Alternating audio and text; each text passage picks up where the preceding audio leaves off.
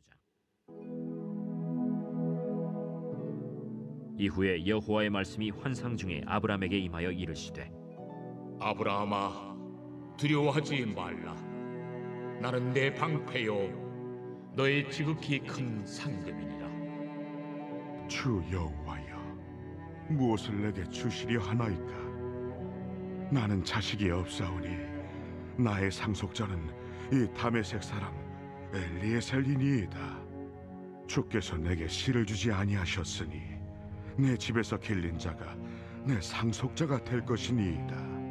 여호와의 말씀이 그에게 임하여 이르시되 그 사람이 내 상속자가 아니라 내 몸에서 날 자가 내 상속자가 되리라. 하시고 그를 이끌고 밖으로 나가 이르시되 하늘을 우러러 무뼈를 셀 수 있나 보라.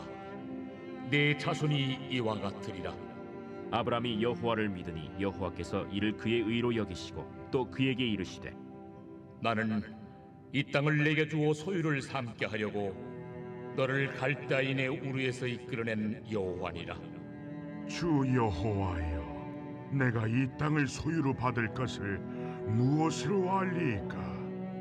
나를 위하여 3년 된 암소와 3년 된 암염소와 3년 된 순양과 산비둘기와 집비둘기 새끼를 가져올지니라. 아브람이 그 모든 것을 가져다가 그 중간을 쪼개고 그 쪼갠 것을 마주 대하여 놓고 그 새는 쪼개지 아니하였으며 솔개가 그 사체 위에 내릴 때에는 아브람이 쫓았더라. 해질 때 아브람에게 깊은 잠이 임하고 큰 흑암과 두려움이 그에게 임하였더니 여호와께서 아브람에게 이르시되 너는 반드시 알라. 네 자손이 이방에서 객이 되어 그들을 섬기겠고 그들은 400년 동안 네 자손을 괴롭히리니 그들이 섬기는 나라를 내가 징벌할지며 그 후에 네 자손이 큰 재물을 이끌고 나오리라. 너는 장수하다가 평안히 조상에게로 돌아가 장세될 것이요 네 자손은 4대 만에 이 땅으로 돌아오리니 이는 아모리 족속의 죄악이 아직 가득 차지 아니함이니라. 해가 져서 어두울 때 연기 나는 화로가 보이며 타는 횃불이 쪼갠 고기 사이로 지나더라. 그날에 여호와께서 아브람과 더불어 언약을 세워 이르시되 내가 이 땅을 애굽 강에서부터 그 큰 강 유브라데까지 네 자손에게 주노니 곧 겐 족속과 그니스 족속과 간문 족속과 헷 족속과 브리스 족속과 르바 족속과 아무리 족속과 가나안 족속과 기르가스 족속과 여부스 족속의 땅입니다. 네, 저희가 함께 오늘 나눌 본문 말씀 창세기 15장 말씀입니다. 이 말씀 갖고 제가 어떻게 알 수 있겠습니까? 알 수 있습니까? 라는 제목으로 은혜를 나누기를 소원합니다. 오늘 이 본문은 시작할 때 이런 일들이 일어난 뒤에 라는 말로 이렇게 시작하는데요. 그러면 이제 앞에 아브라함에게 어떤 일들이 일어났었던 것이잖아요. 어떤 일들이 있었을까요? 14장에 어떤 일들이 있었는지 기억하십니까? 한 달이 지나서 잘 기억이 안 날 것 같은데 14장에는 그 아브라함이 조카 롯을 구하기 위해서 그돌라오멜 왕과 그와 동맹을 맺었던 왕들을 쫓아가서 전투를 했었던 이야기. 그래서 롯을 구해내고 그리고 그가 잃었던 모든 재산을 다시 회복하는 이야기가 14장 앞쪽에 기록되어 있습니다.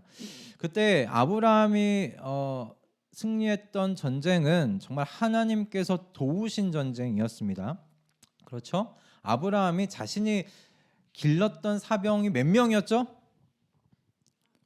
400명? 500명? 아니에요. 318명이었죠. 318명. 318명의 사병과 그리고 이 아브라함과 함께 동맹을 맺었던 사람들과 이 5왕의 군사를 쫓아가서 그 군사들과 싸워 이겼다는 건 쉽지 않은 일이었습니다. 정말 하나님께서 돕지 않으셨으면 이 전쟁 이길 수 없는 싸움이었어요. 그렇게 아브라함이 하나님이 도우신 그 전쟁을 승리로 맞고 돌아오는 아브라함에게 아브라함의 조카 롯이 살던 소돔 땅의 왕이 나와서 아브라함에게 이렇게 이야기합니다. 당신이 가져온 물건은 당신이 다시 갖고 온 물건은 다 아브라함 당신이 다 가지십시오. 다만 우리에게 속한 사람들만 저에게 주십시오. 그렇게 롯이 살았던 소돔 땅의 왕이 아브라함에게 이야기를 해요. 그런데 아브라함이 그 이야기를 듣고 소돔 땅 그 왕에게 한 말이 참 멋있어요. 참 멋있습니다. 정리하면 이런 말이에요. 나는 소돔 왕 당신의 재물을 하나도 갖지 않겠습니다. 내가 그 재물을 다 가지면 사람들이 소돔 왕 당신 때문에 내가 부자가 된 줄로 다 알 거 아닙니까? 난 그래서 당신의 재물 하나도 갖지 않겠습니다. 다만 나와 동맹을 맺어서 나와 같이 싸우러 나아갔던 이 젊은이들의 목만 좀 주십시오. 그렇게 아브라함이 이야기를 하는 거예요. 그러니까 아브라함은 하나님 때문에 자기가 부자가 되었고 성공했다고 그렇게 하나님께 영광 돌리기를 바라면서 소돔 왕이 자신에게 주려고 했던 그 모든 재물을 다 거절을 했어요. 지금 이런 일들이 있고 난 다음에 아브라함에게 하나님이 환상 가운데 찾아오신 거예요. 근데 아브라함에게 나타나신 하나님께서 하신 첫 마디가 뭐였죠? 뭐였어요? 기억이 안 나시나요? 다 듣기만 하셔서 첫 마디가 이거였습니다. 이 말씀이었어요. 두려워하지 말아라 라는 말씀이었어요. 아브라함아 두려워하지 말아라 라는 말씀이었어요. 그럼 아브라함이 왜 두려워하고 있었을까요? 그죠? 두려워하고 있으니까 두려워하지 말라고 하셨겠죠, 하나님께서. 그죠? 근데 왜 두려워하지 말라고 하셨을까? 하나님께서. 아브라함이 도대체 뭘 두려워하고 있었을까요? 하나님을 두려워했다. 제가 여기 적어놓은 것과는 다르게 대답을 했어요. 정답을 이렇게 얘기하면 네, 하나님을 두려워했어요. 맞아요. 하나님을 두려워했어요. 이렇게 나올 것 같지 않았는데 예. 아브라함이 5 왕을 두려워하진 않았어요. 분명히 아브라함이 지금 여기서 두려워했던 건 뭐냐면 환상이지만 하나님을 만나 배웠기 때문에 하나님을 두려워하고 있었던 거예요. 주변의 사람들을 두려워했던 것이 아니에요. 자기에게 다시 이 5 왕이 군대를 모아서 이끌고 내려올 걸 두려워했던 것이 아니에요. 지금 하나님을 만났을 때 그 하나님 때문에 두려워했어요. 성경을 보면 여러분 환상 가운데 하나님의 영광을 본 사람들은 다 하나님 앞에 두려워 떨었어요. 이 두려움은 뭔가 여러분 무서운 것을 만났을 때 그런 두려움이 아니에요. 나와 완전히 격이 다른 존재를 만났을 때 가지게 되는 여러분 그런 두려움이에요. 자, 이 시간 우리 예배 자리 가운데 우리 어린 친구들 나와 있는데 여러분 이거 한 가지 여러분 물어볼까요? 여기에 하나님이 함께 계실까요? 당연하죠. 하나님 함께 계시죠. 이야, 대답은 진짜 멋있게 바로 얘기를 해요. 네, 하나님께서 이 자리에 함께 와 계세요. 하나님이 여기에 계세요. 자, 하나님의 이름으로 2-3 사람이 모인 곳에 하나님께서 여기 계시다고 하셨잖아요. 그죠? 눈에 안 보이시지만 계시죠. 자, 그러면 하나님께서 같이 계시는 이곳에 우리가 지금 예배를 드리고 있잖아요. 자, 그러면 우리 예배 드릴 때 어떻게 예배 드려야 될까요? 아브라함은 하나님을 만날 때 두려웠대요. 하나님을 두려워하지 말라고 하셨어요. 왜 두려웠을까요? 하나님 완전히 우리와 완전히 다른 존재를 만나면 두렵게 되어 있어요.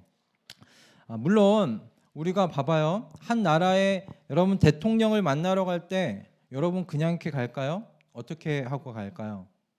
좋은 옷을 입고 가장 깨끗한 몸으로 단장하지 않겠어요? 그리고 대통령을 만날 때 우리 어떻게 앉아 있을까요? 반듯하게 잘 앉아 있지 않을까요? 그래요. 바르게 앉아 있어요. 그렇게 대통령과 마주하는 자리에서도 우리가 절대 편안하게 막 앉아 있지는 않을 거예요. 하나님을 만나는 자리잖아요. 그죠? 물론 하나님께서 아브라함에게 이렇게 얘기하셨어요. 뭐라고 얘기하셨어요? 두려워하지 말라고 얘기하셨어요. 두려워하지 말라고 하셨어요. 겁내지 말라고 하셨어요. 내가 너의 방패라고 말씀하시고 그리고 아브라함 너에게 내가 줄 보상이 많다고 말씀하셨어요.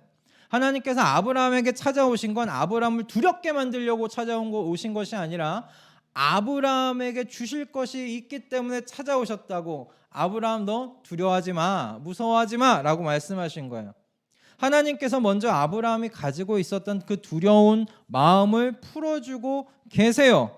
하지만 그렇다고 해서 아브라함이 먼저 풀어진 몸과 마음으로 여러분 하나님을 만나도 되는 건 아니잖아요. 그죠? 우리 어린 친구들뿐만 아니라 이곳에 모인 우리 어른들도 모두에게 해당하는 말씀이라고 저는 생각해요. 하나님을 마땅히 여러분 경외할 수 있기를 바랍니다. 여러분 예배는 우리가 하나님을 경외한다고 우리가 표현할 수 있는 가장 첫 번째예요. 우리가 하나님을 경외한다는 걸 어디서 표현할 수 있겠어요? 예배의 자리예요. 예배의 자리에서 내가 하나님을 경외한다는 걸 가장 깊이 표현할 수가 있어요. 그러므로 예배의 자리에 우리 몸과 마음을 정돈하고 나올 수 있기를 소원합니다. 여러분 이건 율법이 아니고요. 하나님을 하나님으로 모시고 사는 사람들이 가져야 할 예의인 줄로 믿습니다. 이 예의를 우리 먼저 소유한 어른들이 되십시다. 그리고 이 예의를 어린 자녀들에게 마땅히 가르쳐 우리가 물려줄 수 있는 우리 가정이 되실 수 있기를 주님의 이름으로 축복합니다. 아멘. 자, 그런데 우리 아브라함이 여기서 하나님께 궁금한 것이 참 많았던 모양이에요. 하나님께서 아브라함에게 받을 보상이 너가 많다라고 이야기하자 아브라함이 뭐라고 이야기합니까? 몰라요. 당연히 모르죠. 성경책이 안 펴 있으니까. 아브라함이 이렇게 얘기했어요. 저에게는 상속받을 자식이 없습니다, 하나님이라고 얘기했어요. 상속을 받는다면 다마스쿠스 저 녀석이라고 하거든요. 엘리에셀 내 종밖에는 없습니다, 하나님. 그렇게 이야기하고 있어요.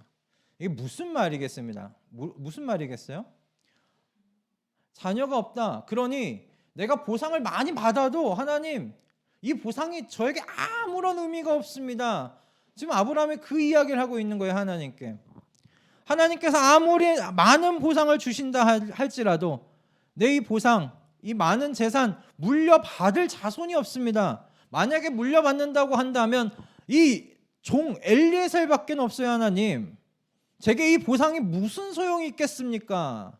라는 아브라함의 한이 섞여 있는 대답이에요. 하나님께 두려워하지 말라고 하나님께 말씀하셨더니 아주 두려움 없이 이야기하고 있는 아브라함입니다. 그가 갖고 있었던 불만을 하나님께 지금 이야기하고 있는 거예요. 근데 그럴만합니다. 아브라함 나이가 적지 않잖아요. 전쟁에 나갈 정도로 건강하다고는 하지만 이때 아브라함의 나이가 80세 중반이에요. 80세 중반. 제가 생각해봤어요. 40세 중반만 해도 아브라함이 이렇게 얘기하진 않았겠다. 40세 중반만 해도 누릴 수 있잖아요. 근데 80세 중반에 접어든 아브라함에게 많은 보상이 무슨 소용이 있겠어요? 그거 얼마나 누린다고. 그죠?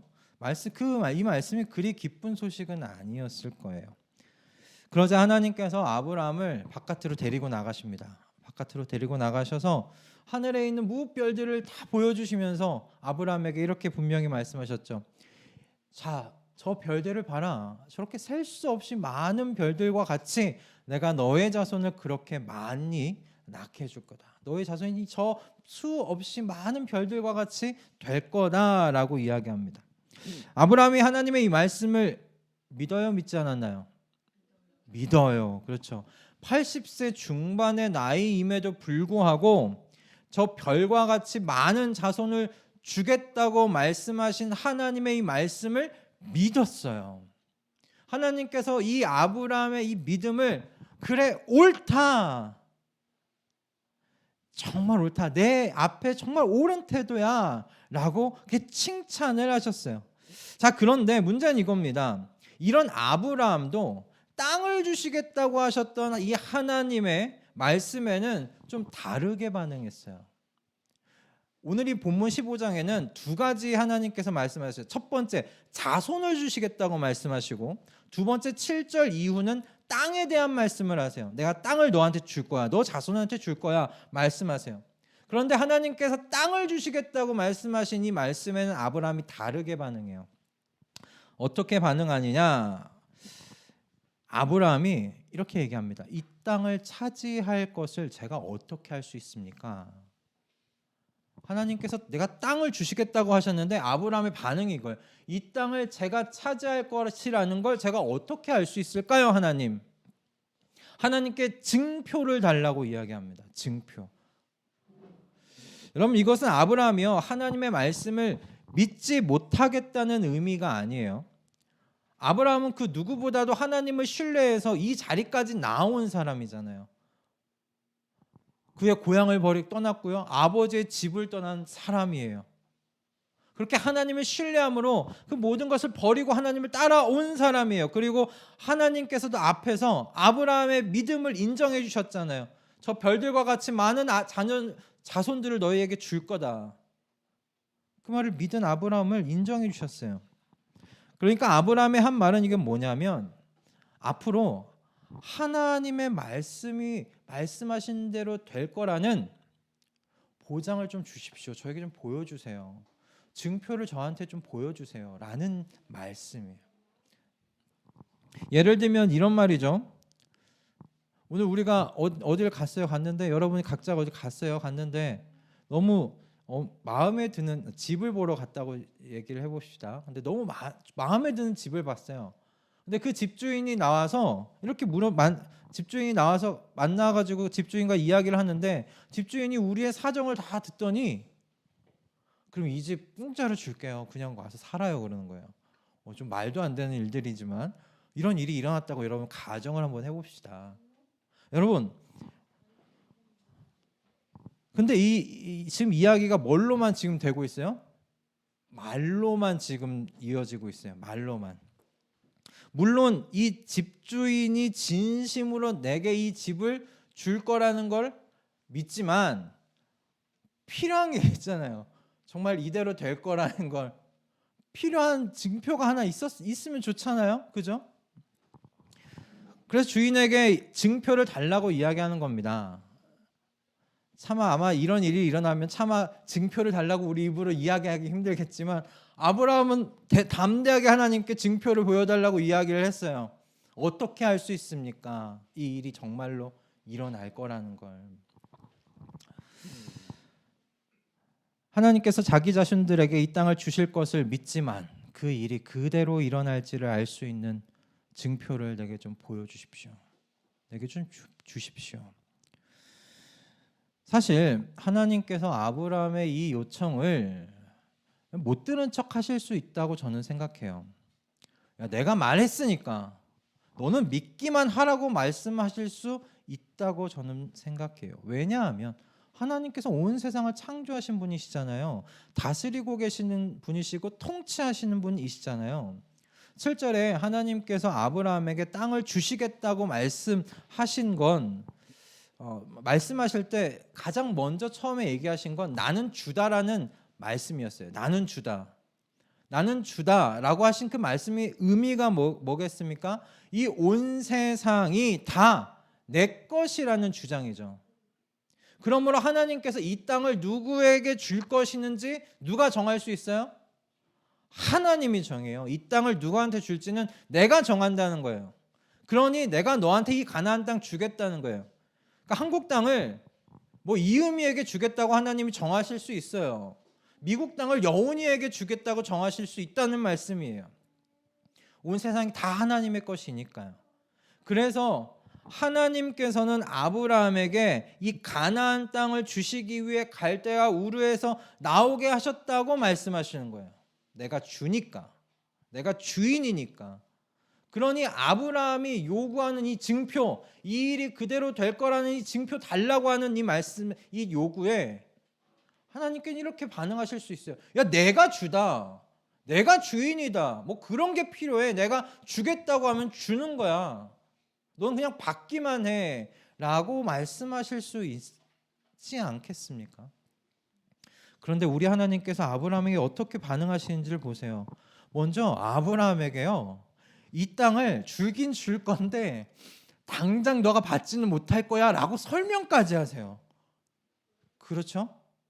너의 자손이 다른 나라, 다른 자손에게 400년간 종살이를 하고서 이곳으로 오게 될 거야. 그 시간이 지나야만 너의 자손이 이 땅을 차지하게 될 거라고 그렇게 앞에서 하나님께서 아브라함에게 설명을 하세요. 굳이 사실 이 설명의 내용은 없어도 돼요. 그냥 겪으면 되는 거잖아요, 우리가.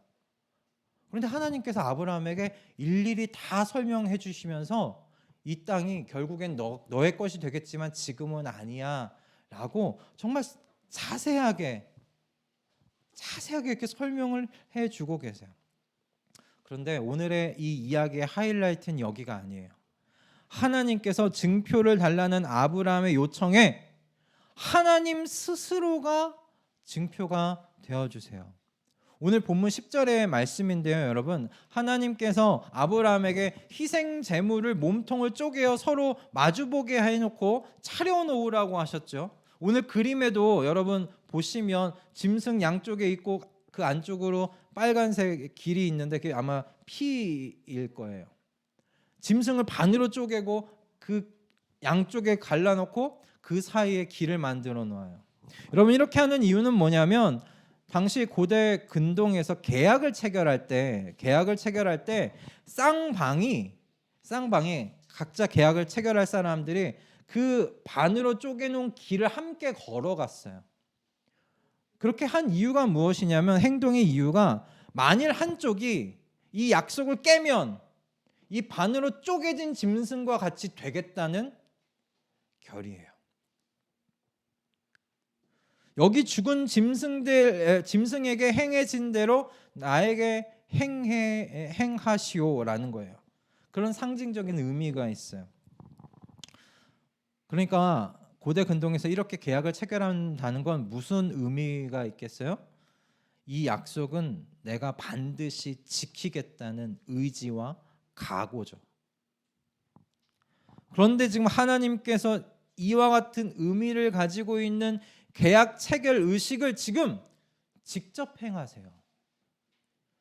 17절을 보면 연기 나는 화덕과 타오르는 횃불이 갑자기 나타나서 이 쪼개놓은 희생 제물 사이로 지나갔다라고 되어 있잖아요.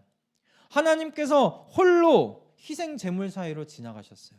여러분, 앞에서 제가 어떻게 설명했어요? 이 계약 체결은 누가 혼자 걷는 길이 아니면 쌍방이 걷는 길이에요. 쌍방이 걸어가야 돼요.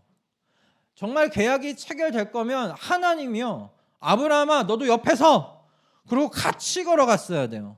그런데 지금 어떻게 했어요? 하나님께서 홀로 걸어가셨어요. 그 길을 홀로 가셨어요. 그 의미가 무슨 의미겠습니까? 여기에 아브라함 책임이 있어요, 없어요? 아브라함이 할 게 있다는 얘기예요, 없다는 얘기예요? 없다는 얘기예요. 아브라함은 아무런 의무가 없어요. 아무런 책임이 없어요. 이 모든 의무와 이 모든 책임 내가 지겠다는 것이에요. 하나님께서 이 길을 홀로 걸으시면서 말씀하신 거예요. 내가 이 약속 지키지 않으면 내가 이 죽은 짐승과 같이 되겠다. 이게 무슨 말이에요? 내가 이 약속 안 지키면 나 하나님 아니다. 그 이야기 아니겠어요? 내가 아브라함 너 자손에게 그 이후에 이스라엘에게 이 가나안 땅 주지 않으면, 이 약속 지키지 않으면 나 여호와 하나님 아니다 라는 말씀이에요. 하나님께서 당신의 명예와 영광을 다 걸고서라도 아브라함에게 한 이 약속 반드시 지키시겠다는 아브라함을 향한 선언이신 거예요.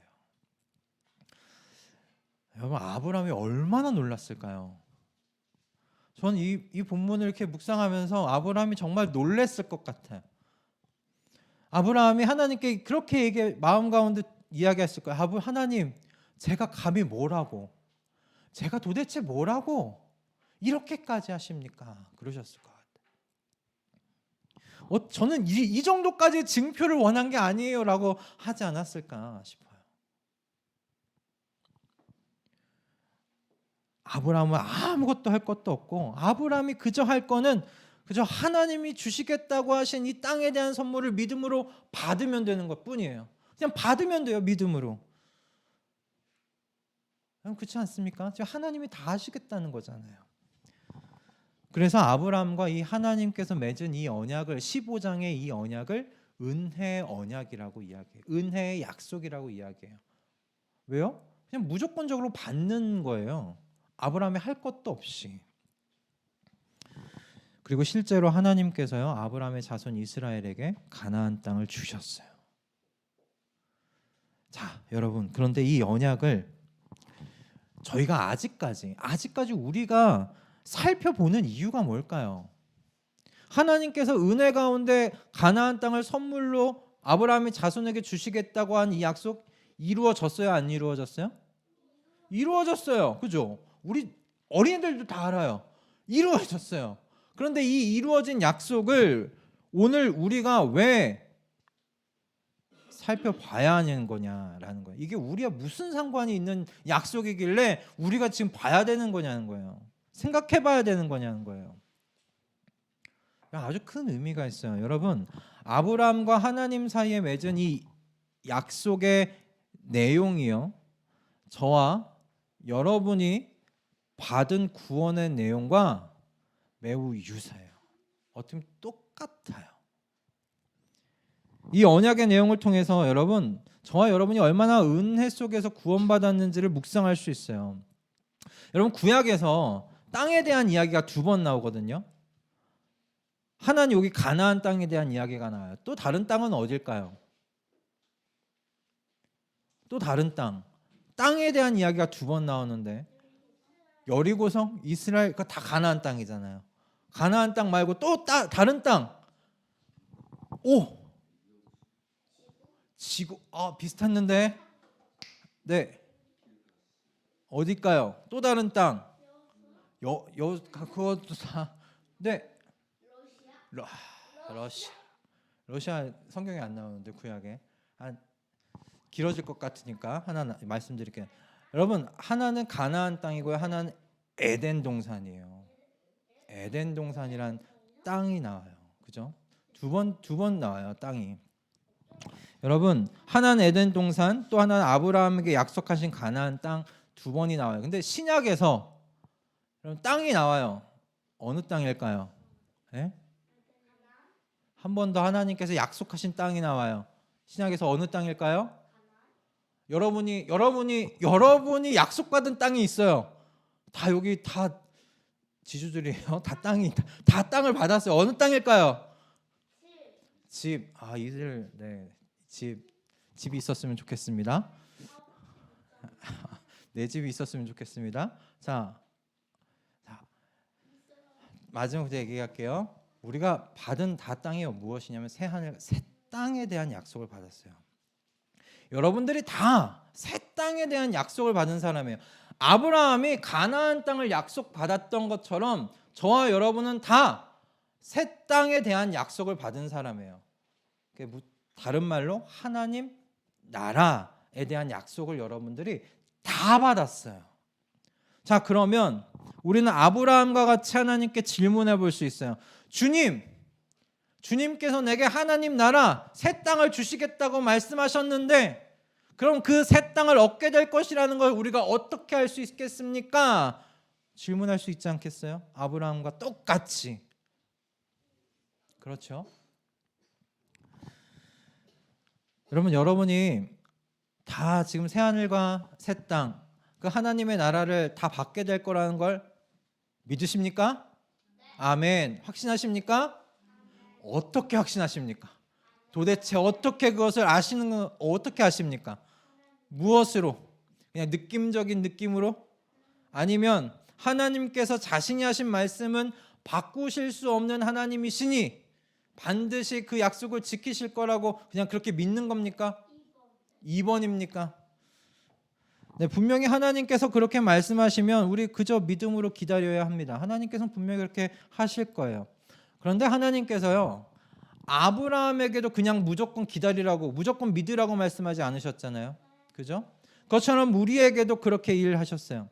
하나님께서 아브라함이 펼쳐놓은 재물 사이를 걸으심으로 가나안 땅을 내가 너에게 주겠다, 그렇게 약속하신 것과 같이, 증표를 보여주신 것과 같이 우리 모두가 새 하늘과 새 땅에 대한 약속을 받게 된 것, 그 하나님께서 지키시겠다는 하나님의 그 약속은 여러분, 하나님께서 직접 지금은 죽으심으로 우리에게 그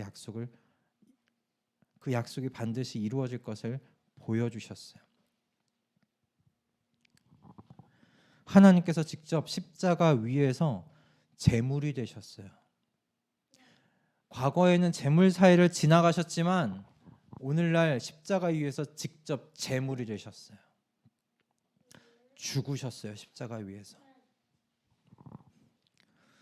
사도 바울은 그래서 하나님께서 직접 제물이 되신 그 십자가를 보면서 이렇게 이야기를 합니다. 제가 읽어드리겠습니다. 그렇다면 이런 일을 두고 우리가 무엇이라고 말할 수 있겠습니까? 하나님이 우리 편이시면 누가 우리를 대적하겠습니까? 자기 아들을 아끼지 않으시고 우리 모두를 위하여 내주신 분이 어찌 그 아들과 함께 모든 것을 우리에게 선물로 거저주지 않으시겠습니까? 아멘. 분명히 사도 바울 무엇이라고 믿고 있습니까? 그 아들을 우리에게 내주신 그 분께서 어떻게 모든 것을 선물로 우리에게 주지 않으실 수 있겠느냐고, 그 십자가를 보면서 사도 바울은 확신하는 거예요. 십자가가 증표라고 이야기를 하고 있는 거예요.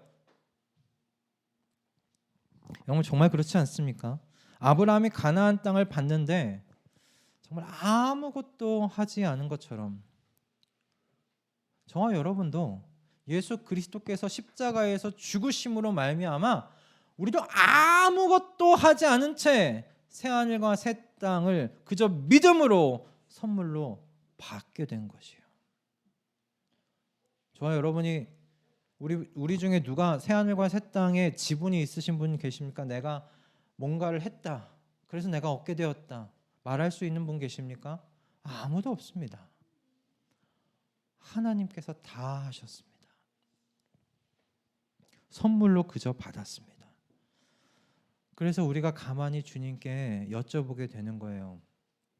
주님, 왜 이렇게까지 해주시는 건가요? 제가 뭐라고 이렇게까지 하시는 건가요? 제가 뭔데요? 본문을 묵상하면서 이게 설교문을 이렇게 적으면서 하나님께 그렇게 여쭤보게 되더라고요. 주님, 제가 뭔데 이렇게까지 해주십니까? 근데 제게는 주님께서 이렇게 말씀하세요. 내가 예수 그리스도 안에서 너를 낳았다. 내가 예수 그리스도 안에서 너를 낳았다. 너는 내 아들이다. 그러니 이렇게 하는 거다 말씀하시는 거예요.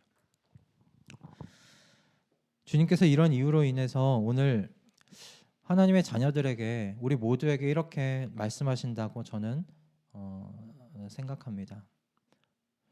든든하게 좀 살아라. 든든하게 살아라. 용기를 내서 살아라. 어떤 순간에도 삶을 포기하지 말아라 라고 말씀하신 거예요. 너희는 내 나라를 상속받은 사람들 아니냐. 내 나라를 상속받았다. 내 땅을 받았다. 내 땅을 약속받은 사람들이다. 반드시 너희는 그 땅을 차지하게 될 거다. 그저 강남 땅 60평, 70평짜리 아파트 몇 개 가진 사람들이 아니라 하나님 나라를 소유한 사람들이나 하나님의 땅을 소유한 사람들이나 이 새 땅에 대한 약속을 가지고 있는 사람들이다. 그러니 지금 여기서 좀 가난하게 산다고 해서, 괴로움을 당하며 산다고 해서, 억울한 일을 당하며 산다고 해서 주눅들지 말아라. 용기를 내라. 든든하게 살아라. 그 나라를 상속받은 사람답게 살자 이야기하신다 싶어요. 그러니 여러분, 우리 든든한 이 약속의 뒷배를 가진 사람들과 같이 살아가십시다. 여러분, 우리가 뒷배가 없는 사람들이 아니에요. 우리 다 뒷배를 갖고 있어요. 우리는 뭐 하나 다 갖고 있는 사람들이에요. 새 땅에 대한 약속을 다 갖고 있는 사람들이에요. 뭐가 없는 사람들이 아닙니다. 저 여러분에게 새 하늘과 새 땅을 주시기 위해 정말 십자가 죽음의 길을 지나가신 여러분 그 하나님께서 여러분의 그 삶의 신음소리, 그 신음소리의 귀를 닫으시겠습니까? 늘 그 귀를 열어두지 않으시겠습니까? 오늘 우리 같이 로마서 8장 35절에서 39절의 말씀을 좀 읽고 마무리를 했으면 합니다. 로마서 8장 35절에서 39절의 말씀인데요. 우리 오늘은 좀 한번 찾아볼까요? 아니면 없는 분들은, 성경책을 찾지 못하는 분들은, 우리 어린 친구들은 그냥 듣고만 있어도 될 것 같아요. 로마서 8장 35절에서 39절의 이 말씀입니다. 이 말씀 읽을 때마다 새 하늘과 새 땅을 준비하시고 그 나라를 이끌고 오시는 그 하나님의 발걸음이 느껴져서 참 좋습니다. 로마서 8장 35절과 39절 말씀인데요. 이 말씀 읽고 오늘 설교를 마무리했으면 좋겠습니다. 이 말씀 읽으면서 여러분 믿음으로 여러분의 삶을 뚫고 나아가는 능력의 사람으로, 그리고 용기의 사람들 다 되실 수 있기를 소원합니다. 함께 읽도록 하겠습니다. 자, 시작. 누가 우리를 그리스도의 사랑에서 끊을 수 있겠습니까? 환난입니까? 공고입니까? 박해입니까? 굶주림입니까? 헐벗음입니까? 위협입니까? 또는 칼입니까? 성경에 기록한 바 우리는 종일 주님을 위하여 죽임을 당합니다. 우리는 도살당할 양과 같이 여김을 받았습니다. 한 것과 같습니다. 그러나 우리는 이 모든 일에서 우리를 사랑하여 주신 그분을 힘입어서 이기고도 남습니다. 나는 확신합니다. 죽음도 삶도 천사들도 권세자들도 현재일도 장래일도 능력도 높음도 깊음도 그 밖에 어떤 피조물도 우리를 우리 주 예수 그리스도 안에 있는 하나님의 사랑에서 끊을 수 없습니다. 아멘. 우리 모든 것에서, 우리가 처한 모든 곳에서 여러분 그 어떤 것도 하나님의 사랑에서 우리를 끊을 수 없습니다. 그 사랑이 우리를 새 하늘과 새 땅까지 이끌어 가실 줄로 믿습니다. 그 약속을 확실히 이루실 줄로 믿습니다. 아멘. 우리 이 시간에 바다 같은 주의 사랑이라는 찬양을 함께 부르기 원하는데요. 여러분 이 찬양의 가사가 오늘 우리가 본문을 묵상하며 가지게 된 고백과 참 이게 같다라는 생각이 들더라고요. 바다 같은 주의 사랑 내 맘속에 넘치네. 생명의 주 우리를 위해 보혈 흘려 주셨네. 영원하신 주의 사랑 어찌 우리 잊으리. 생명 주신 주님만을 영원히 찬양하리. 이것이 우리 모두의 고백되기를 바랍니다. 우리 이 찬양 부르면서 우리 하나님을 기뻐하실 수 있기를 소원합니다. 우리 함께 찬양하겠습니다.